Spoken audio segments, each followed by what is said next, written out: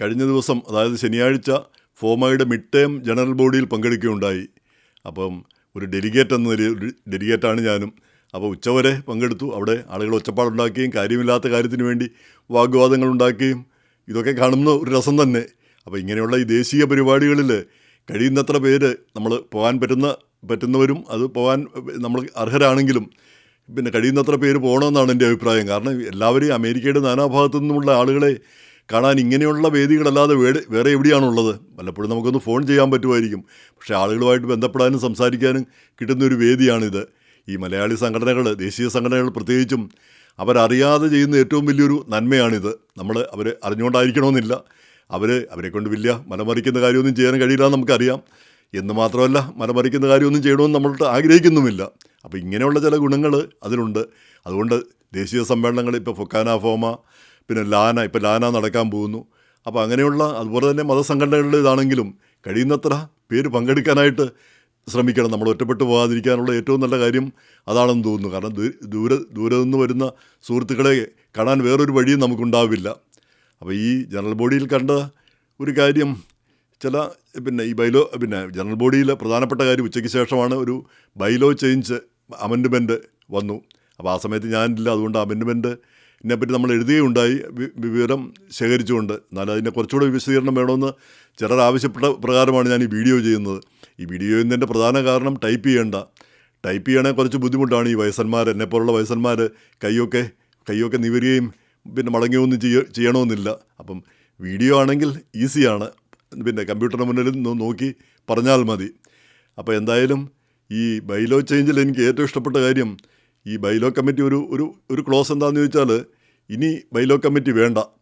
അതായത് ഇപ്പം ഇതുവരെ ഒരു സ്ഥിരം ബൈലോ കമ്മിറ്റി, ഒരു സ്ഥിരം ഭരണഘടനാ കമ്മിറ്റി ഉണ്ട്. അവർ ഇടയ്ക്കിടയ്ക്ക് ഇങ്ങനെ ഭരണഘടന മാറ്റാനും മറിക്കാനും ഓരോ നിർദ്ദേശങ്ങൾ കൊണ്ടുവരും. അതിങ്ങനെ ഈ ജനറൽ ബോഡിയിൽ വെക്കും. ഇത് ഒരു കലാപരിപാടി ഇങ്ങനെ തുടർന്നുകൊണ്ടിരിക്കുകയായിരുന്നു. ഇനി അത് വേണ്ട, ഇങ്ങനെ ഒരു ബൈലോ കമ്മിറ്റി ആവശ്യമില്ല. ഇനി എന്തെങ്കിലും ബൈലോ കമ്മിറ്റി എന്തെങ്കിലും ഭരണഘടന മാറണമെന്നുണ്ടെങ്കിൽ അത് ആ നാഷണൽ അഡ്വൈസറി കൗൺസിലോ അങ്ങനെയൊക്കെയുള്ള കൗൺസിലുകൾ പിന്നെ ശുപാർശ ചെയ്യണം, ആവശ്യപ്പെടണം. എന്നിട്ട് എക്സിക്യൂട്ടീവ് കമ്മിറ്റി ഒരു 7 അംഗ കമ്മിറ്റിയെ നിയമിക്കണം. എന്നിട്ട് അവർ ആ കാര്യങ്ങൾ, ആ ഭരണഘടനാ ഭേദഗതികൾ, എന്താണോ നിർദ്ദേശിച്ചിരിക്കുന്ന ആ കാര്യങ്ങൾ പരിശോധിച്ച് അതിനെപ്പറ്റിയുള്ള നിർദ്ദേശങ്ങൾ കൊടുക്കുക. അത് ജനറൽ ബോഡിക്ക് വെക്കുക. നല്ലൊരു നിർദ്ദേശം. ആ ഒരു കമ്മിറ്റി അങ്ങനെ ഇല്ലാതായി കിട്ടി. ഹരാക്കീരി എന്ന് പറയുന്ന പോലെ സ്വയം അവർ അവസാനിപ്പിക്കുന്നു. അത് അംഗീകരിക്കപ്പെടുകയും ചെയ്തു. അത് നല്ലൊരു തീരുമാനം. പിന്നെയുള്ള നിർദ്ദേശങ്ങൾ ഞാൻ ഈ കടലാസിൽ നോക്കിയാണ് പറയുന്നത്. കാരണം നേരെ അല്ലാതെ പറയാൻ മാത്രമുള്ള ഓർമ്മശക്തി എനിക്കില്ല. അപ്പോൾ ഇതിൽ ഒരു ക്ലോസ് ഈ പുതിയ അസോസിയേഷനുകളൊക്കെ അവരുടെ അംഗങ്ങളുടെ പേരും വിവരവും ഇമെയിൽ അഡ്രസ്സും ഫോൺ നമ്പറും എല്ലാം കൊടുക്കണം. ചുമ്മാ ഒരു ലിസ്റ്റ് കൊടുത്താൽ പോരാ. അതൊന്ന്. രണ്ടാമത് ഈ നാഷണൽ കമ്മിറ്റി മെമ്പേഴ്സ് 9 അംഗങ്ങൾ വരെയുള്ള 9 സംഘടനകൾ വരെയുള്ള റീജിയണിൽ നിന്ന് 2 പേരെ നാഷണൽ കമ്മിറ്റിയിലേക്ക് വിടാം. പിന്നെ 9 കൂടുതൽ അതായത് 10 അതിൽ കൂടുതലുള്ള അംഗസംഘടനകളുള്ള റീജിയണിൽ നിന്ന് 3 പേരാകാം. അതാണ് ഒരു മാറ്റമായിട്ട് പറയുന്നത്. പിന്നെ കൺവെൻഷൻ കമ്മിറ്റി ചെയർമാനും പബ്ലിക് റിലേഷൻസ് PROയും വോട്ടിംഗ് റൈറ്റ്സ് ഉള്ള നാഷണൽ കമ്മിറ്റി അംഗങ്ങളാകും. വിമൻസ് ഫോറം ചെയറും അവർക്കും വോട്ടിംഗ് റൈറ്റ്സ് കിട്ടും. അത് മാറ്റങ്ങളാണ്. പിന്നെ നാഷണൽ കമ്മിറ്റിയിലെ മുൻ പ്രസിഡൻറ്റുമാർ അതായത് മര്യാദയ്ക്ക് സ്ഥാനമൊഴിഞ്ഞ പ്രസിഡൻറ്റുമാർ, അതായത് അവരെ ഓടിച്ചു വിടുകയോ അല്ലെങ്കിൽ എന്തെങ്കിലും പ്രശ്നങ്ങളിൽപ്പെട്ട് പോവുകയോ ചെയ്തവരല്ല. അല്ലാതെ ഉള്ള മുൻ പ്രസിഡൻറ്റുമാർ, അവരെ കൂടി ഉൾപ്പെടുത്തുമെന്ന് മാത്രമല്ല അവർക്ക് വോട്ടവകാശവും കിട്ടും. ഈ നാഷണൽ അഡ്വൈസറി കൗൺസിലിൽ ഈ നാഷണൽ അഡ്വൈസറി കൗൺസിലിൽ ഇപ്പോൾ ഉള്ളത് നാഷണൽ കമ്മിറ്റി അംഗങ്ങൾ, പിന്നെ കറൻറ്റ് പ്രസിഡൻറ്റ് ഓർ ഡെസിഗ്നി, പിന്നെ immediate past president or designee of all member associations, പിന്നെ അതുപോലെ തന്നെ ഫോമ പ്രസിഡൻസ്. ഇവരാണ് ഇതിൽ വരാൻ പോകുന്നത്. അപ്പോൾ ഫോമ പ്രസിഡൻസ് ഗുഡ് സ്റ്റാൻഡിങ് വേണം. നേരെ മറിച്ച് അംഗസംഘടനകളുടെ പ്രസിഡൻറ്റുമാർ ഗുഡ് സ്റ്റാൻഡിങ്ങിൽ വേണമെന്ന് പറയുന്നില്ല. അവിടെ ഒരു അനാക്രോണിസം നമുക്ക് തോന്നിപ്പോകുന്നു. എന്തായാലും അത് ഇനി നമുക്ക് 5 വർഷം കഴിഞ്ഞ് ഭരണഘടന മാറ്റുമ്പം ഒന്ന് മാറ്റിക്കളയാം. കാരണം അവർക്കും അത് വേണ്ടേ. പിന്നെ ഒരു കാര്യം പറയുന്നത്, അതൊരു നല്ല കാര്യമായിട്ടാണ് സത്യം പറഞ്ഞാൽ എനിക്ക് തോന്നുന്നത്. പക്ഷേ ഈ മലയാളിയിലൊക്കെ നല്ല കമൻറ്റുകൾ വന്നു, അത് തെറ്റായൊരു കാര്യമാണെന്ന്. അതായത് ഈ മുൻ പ്രസിഡൻറ്റുമാർ, സംഘടനയുടെ മുൻ പ്രസിഡൻറ്റ്, സെക്രട്ടറി, ട്രഷറർ, ഇവരെ എല്ലാ കാലത്തും ഈ ജനറൽ ബോഡിയിലെ ഡെലിഗേറ്റുകളായിരിക്കും വോട്ടിംഗ് റൈറ്റോടുകൂടി. അപ്പോൾ അത് ഒരു മോശപ്പെട്ട കാര്യമായിട്ട് വലിയൊരു നീണ്ട ഒരു കമൻറ്റ് ഈ മലയാളിയിൽ കാണുകയുണ്ടായി. പക്ഷേ എനിക്കതിനോടൊരു അഭിപ്രായം തോന്നുന്നില്ല. ഇത് നല്ലൊരു കാര്യമായിട്ടാണ് തോന്നുന്നത്. 2 വർഷം സംഘടനയ്ക്ക് വേണ്ടി അധ്വാനിച്ചതാണ്. ഈ പലരും എന്നിട്ട് അവരുടെ കയ്യിലെ കാശും കൂടെ നഷ്ടപ്പെട്ടവരാണ്. ഇനി കാശുണ്ടാക്കിയവർ ചിലർ ഉണ്ടെന്നാണ് ഇപ്പോൾ ആരോപണം ഉയരുന്നത്. എനിക്കറിഞ്ഞുകൂടാ, അറിയാത്ത കാര്യത്തെപ്പറ്റി നമ്മൾ പറയുന്നത് ശരിയുമല്ല. അപ്പോൾ പിന്നെ അങ്ങനെയുള്ള ആളുകളെ അവർക്ക് വലിയ അറിവുകളുണ്ട്, വലിയ പരിചയസമ്പത്തുണ്ട്. അവരുടെ ആ പരിചയസമ്പത്ത് ഉപയോഗപ്പെടുത്താനല്ലേ നോക്കേണ്ടത്. അപ്പോൾ അവരെ കൂടി ആ ജനറൽ ബോഡിയിൽ ഉൾപ്പെടുത്തുന്നത് ഏറ്റവും നല്ലൊരു കാര്യമായിട്ട് എനിക്ക് തോന്നുന്നു. എല്ലാ കാലത്തും ഉണ്ടെങ്കിൽ ആ ഒരു കണ്ടിന്യൂറ്റി ഉണ്ടാവും, ആ ഒരു ഉത്തരവാദിത്വ ബോധം ഉണ്ടാവും, അവരെ ഉൾക്കൊള്ളാനുള്ള ആ മനസ്ഥിതി നമ്മൾ കാണിക്കുകയും ചെയ്യും. അപ്പോൾ അതൊരു തെറ്റല്ല, അതൊരു നല്ലൊരു കാര്യമാണ്. ഏതൊരു സംഘടനയ്ക്കും അതാണ് നല്ലതെന്ന് തോന്നുന്നു. ഇപ്പോൾ ഇന്ത്യ പ്രസ് ക്ലബിൻ്റെ ഒക്കെ ഒരു വിജയമായിട്ട് ഞങ്ങൾ പറയുന്നത് ഈ മുൻ പ്രസിഡന്റുമാരും സെക്രട്ടറിമാരും ഒക്കെ അഡ്വൈസറി ബോർഡിലേക്ക് മെമ്പർമാരാകും. ഇനി പിന്നെ സെക്രട്ടറി ആയിരിക്കുന്ന ആളാണ് അടുത്ത പ്രസിഡന്റ് ആവുക. അപ്പോൾ എപ്പോഴും ഒരു കണ്ടിന്യൂറ്റി ഉണ്ട്. അപ്പോൾ പിന്നെ ഒരു അധികാര മത്സരത്തിൻ്റെ ഒന്നും പ്രശ്നം വരുന്നില്ല. ഇന്ത്യ പ്രസ് ക്ലബ്ബൊക്കെ ചെറിയ സംഘടനയാണ്. ഇപ്പോൾ ഫോമ പോലെ വലിയ സംഘടനയല്ല, ആ രീതിയിൽ പറ്റിയെന്ന് വരില്ല. പക്ഷേ ഇങ്ങനെ ഈ മുൻ ഭാരവാഹികളെ പിന്നെ അവരെ ആക്ഷേപിച്ച് ഇറക്കി വിടുന്നതിന് പകരം അവരെയും കൂടി ഉൾക്കൊള്ളുന്നത് എന്തുകൊണ്ടും നല്ലൊരു കാര്യമായിട്ട് തോന്നുന്നു. അങ്ങനെ എതിരഭിപ്രായമുള്ളവരും ഉണ്ടാവും. പിന്നെ അതുപോലെ തന്നെ ഇലക്ഷൻ കമ്മീഷന് 3 പേരെ, അപ്പോൾ അതിൽ 3-ൽ കൂടുതൽ വേണമെന്നോ മറ്റോ പിന്നെ നിർദ്ദേശം വന്നു. പക്ഷേ 3 മതി. അതിലൊരാൾ ഈ ടെക്നിക്കൽ നോളജ് ഉള്ളത്, അതായത് ഇലക്ട്രോണിക് വോട്ടിംഗ് ഒക്കെ നടത്താൻ കഴിവുള്ള ഒരാൾ, പിന്നെ പരിചയസമ്പന്നനായ ഒരാൾ വേണമെന്ന് അങ്ങനെ ഒരു നിർദ്ദേശം കൂടെ അതിൻ്റെ കൂടെ പിന്നെ ആഡ് ചെയ്തു എന്നാണ് പിന്നെ മനസ്സിലാവുന്നത്. പിന്നെ പിന്നെ സുപ്രധാനമായ ഒരു കാര്യം, ഈ ഒരുപാട് അംഗസംഘടനകളുള്ള അല്ലെങ്കിൽ ഒരുപാട് ജിയോഗ്രഫിക്കലി ഒരുപാട് വിശാലമായ സ്ഥലം, പിന്നെ റീജിയനുകൾ അത് വിഭജിച്ച് കൂടുതൽ റീജിയനുകൾ ഉണ്ടാവുക. ഉദാഹരണത്തിന് വെസ്റ്റേൺ റീജിയന് നെവാഡ മുതൽ അങ്ങ് പിന്നെ സിയാറ്റിൽ, വാഷിങ്ടൺ സ്റ്റേറ്റ് വരെ 4-5-6 സ്റ്റേറ്റ് അതിൻ്റെ കീഴിലുണ്ട്. അപ്പോൾ ആ സ്റ്റേറ്റുകളിലുള്ള ആളുകൾക്ക് എന്തെങ്കിലും ഒരുമിച്ച് കൂടാൻ പറ്റുമോ? ഇപ്പോൾ പ്രധാനമായിട്ട് കാലിഫോർണിയയാണ് പ്രധാനമായിട്ടും, പിന്നെ സാൻ ഫ്രാൻസിസ്കോയിലും ലോസ് ആഞ്ചലസിലുമാണ് ഏറ്റവും കൂടുതൽ മലയാളികളുള്ളത്. പിന്നെ സിയാറ്റിലുണ്ട്. അങ്ങനെ ചുരുക്കം സ്ഥലങ്ങളിലായിരിക്കും സമ്മേളനങ്ങളൊക്കെ നടക്കുക. അപ്പോൾ ഈ നെവാഡയിൽ നിന്നോ അല്ലെങ്കിൽ മറ്റു സ്ഥലങ്ങളിൽ നിന്നൊക്കെ ആളുകൾക്ക് വരാൻ പറ്റി എന്ന് വരില്ല. അപ്പം റീജിയനുകൾ വിഭജിച്ച് പുതിയ റീജിയനുകൾ ഉണ്ടാവുക. ആ ഒരു റീജിയനിൽ കുറഞ്ഞത് ഒരു 3 അസോസിയേഷനെങ്കിലും ഉണ്ടായിരിക്കണം എന്നാണ് പിന്നെ ഈ പുതിയ ഭരണഘടനയിൽ പറയുന്നത്. അപ്പോൾ ന്യൂയോർക്കിലും അതുപോലെ തന്നെ പിന്നെ വലിയ റീജിയനാണെന്നാണ് പറയുന്നത്. ന്യൂയോർക്ക് പിന്നെ വെസ്റ്റേൺ റീജിയനാണ് ഏറ്റവും വലിയ റീജിയൻ.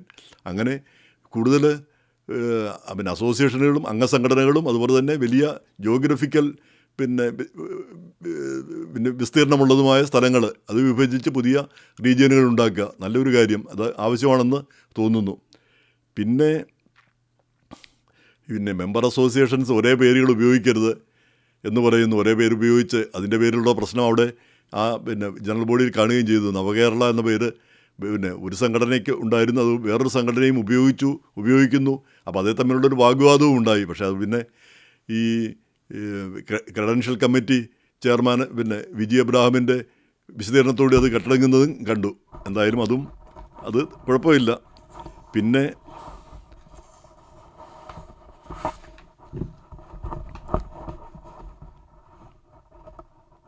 ഇനി ഏറ്റവും നല്ല നിർദ്ദേശം വന്നിരിക്കുന്നത്, ഈ സ്ഥാനാർത്ഥിയാകുന്ന ആൾ 10 പൈസ ആർക്കെങ്കിലും കൊടുത്തു പോയിട്ടുണ്ടെങ്കിൽ അയാളുടെ സ്ഥാനാർത്ഥിത്വം പിന്നെ നിഷേധിക്കുമെന്നാണ്. അങ്ങനെ സ്ഥാനാർത്ഥിത്വത്തിൽ നിന്ന് ഒഴിവാക്കുമെന്നാണ്. 2 ടേമിലേക്ക് പിന്നെ അയാൾക്ക് മത്സരിക്കാൻ പറ്റില്ല എന്നാണ് പറഞ്ഞിരിക്കുന്നത്.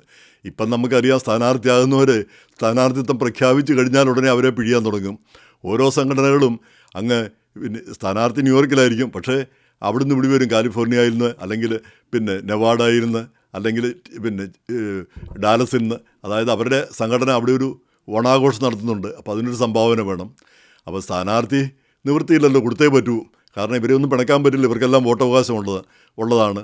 അതിനേക്കാൾ ഉപരി ഈ സ്ഥാനാർത്ഥികൾ ആളുകളെ കൊണ്ടുപോയി അവർക്ക് വിമാന ടിക്കറ്റും കൊടുത്ത് അവരെ രജിസ്റ്റർ ചെയ്ത് അവർക്ക് പിന്നെ കള്ളും ഒക്കെ മേടിച്ചു കൊടുത്ത് അവിടെ കൊണ്ടുപോയി താമസിപ്പിച്ച് വോട്ട് ചെയ്യിക്കുക. അപ്പോൾ ആ ഒരു പരിപാടി അത് അങ്ങനെയെങ്ങാനും തെളിഞ്ഞു പോകുകയോ അതിനെപ്പറ്റി പരാതിയൊക്കെ കിട്ടുകയാണെങ്കിൽ ഇലക്ഷൻ കമ്മീഷൻ ഇവരെ 2 ടീമിലേക്ക് ഡീബാർ ചെയ്യാൻ പറ്റുമെന്നാണ് പറഞ്ഞിരിക്കുന്നത്. ഇത് നടക്കുന്ന കാര്യമാണോ എന്തോ? ഇതിപ്പം കാശ് കൊടുക്കുന്നവർ ആരെങ്കിലും ഇത് പറയുമോ, ഞാൻ കൊടുത്തു എന്ന് ആരെങ്കിലും പറയുമോ? അത് വാങ്ങിക്കുന്നവർ കാശ് കിട്ടിയെന്ന് അവരും സമ്മതിക്കാൻ വഴിയില്ല. അതുപോലെ തന്നെ കാശ് ചോദിച്ച് മേടിക്കുന്ന അവർക്കും ഇതേ പ്രശ്നമുണ്ട്. അവരെയും 2 തവണത്തേക്ക് ഡീബാർ ചെയ്യും. അവർ 2 തവണത്തേക്ക് അവർക്ക് പിന്നെ ഭാരവാഹിയാകാനോ ഇലക്ഷന് മത്സരിക്കാനോ ഒന്നും പറ്റില്ല എന്നാണ് പറഞ്ഞിരിക്കുന്നത് കാശ് മേടിക്കുന്ന ആളുകൾ. അപ്പോൾ എന്തായാലും അത് നടന്നു കഴിഞ്ഞാൽ വളരെ നല്ലൊരു കാര്യം നടക്കുകയാണെങ്കിൽ. അപ്പോൾ നടക്കാനുള്ള സാധ്യത എത്രയുണ്ടെന്നുള്ളതാണ് നമുക്ക് അറിയേണ്ടിയിരിക്കുന്നത്. എന്തായാലും ഈ കാശ് മേടിച്ചൊക്കെ ഈ പിന്നെ ഫൊക്കാന ഫോമ പോലെയൊക്കെയുള്ള ഈ സംഘടനകളിൽ കാശ് മേടിച്ചൊക്കെ പിന്നെ ഒരു തരംതാണ പരിപാടിയാണ്. അത്ര ആപ്പയൂപ്പയാണോ അമേരിക്കൻ മലയാളി? ഒരു രജിസ്റ്റർ ചെയ്ത് അവിടെ പോയി വോട്ട് ചെയ്യുകയോ ചെയ്യാതിരിക്കുകയോ ചെയ്യാനുള്ള ഒരു സ്വാതന്ത്ര്യം, അതിനുള്ള കഴിവില്ലാത്തവരാണോ? അത്ര ദാരിദ്ര്യത്തിൽ കഴിയുന്ന ആളുകളാണോ ഇവിടെയുള്ളത്? അല്ലേ മറ്റുള്ളവരെ പിടിയുന്നത് അതൊരു സുഖമായിട്ട് കണക്കാക്കുന്നവരാണോ? അതെന്തായാലും ശരിയല്ല. അത് പിന്നെ കർശനമായി നടപ്പാക്കേണ്ട ഒരു കാര്യമാണെന്ന് തോന്നുന്നു. സ്ഥാനാർത്ഥിയാകാൻ വരുന്നവരെ പിഴിയുക, അതിൻ്റെ ഒരു ആവശ്യമില്ല. അതൊരു ശരിയായ കാര്യവുമല്ല. ഇനി മറ്റൊരു ഇത് ഈ പിന്നെ മറ്റ് ദേശീയ സംഘടനകളിൽ പിന്നെ FOKANA, world Malayali council, world Malayali federation, ഇങ്ങനെയുള്ള ദേശീയ സംഘടനകളിലൊക്കെ അംഗമായിട്ടുള്ളവർ ഈ ഫോമയിൽ ഡെലിഗേറ്റ് ആകാനോ ഭാരവാഹിയാകാനോ ഒന്നും പാടില്ല എന്നുള്ളതാണ് പുതിയൊരു കാര്യം. സംഘടന നേരെ മറിച്ച് മതസംഘടനകളിലോ അല്ലെങ്കിൽ അതുപോലുള്ള ആണെങ്കിൽ പ്രശ്നമില്ല എന്നും പറയുന്നു. അത് തരക്കേടില്ല. പിന്നെ സംഘടനകളെല്ലാം പല സംഘടനകളോടൊപ്പം പല സംഘടനകളിലും കയറി അധികാരം പിടിച്ചെടുക്കുന്നതും ഒരു ശരിയല്ല. ഏതെങ്കിലും ഒരിടത്ത് ഉറച്ചു നിൽക്കുന്നതാണ് നല്ലതെന്ന് തോന്നുന്നു. അത് തരക്കേടില്ലാത്തൊരു കാര്യം.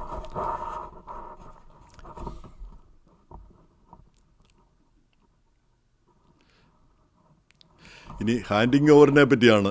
ഇപ്പം നമുക്കറിയാം, അധികാര കൈമാറ്റം എന്ന് പറയുന്നത് ഈ പുതിയ ഭാരവാഹികൾ പിന്നെ ആ സമ്മേളനം കൺവെൻഷൻ തീരുന്ന അന്നേരം വൈകിട്ട് വന്ന് സത്യപ്രതിജ്ഞ ചെയ്തു.